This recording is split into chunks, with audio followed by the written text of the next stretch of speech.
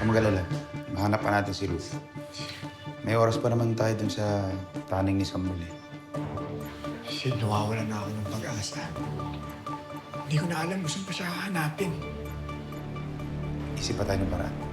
Baka may mapagtatanungan pa tayo. Okay? Salamat.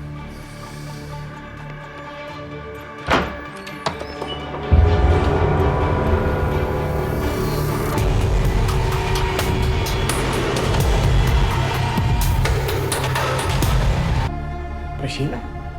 Mateo? Buhay ka?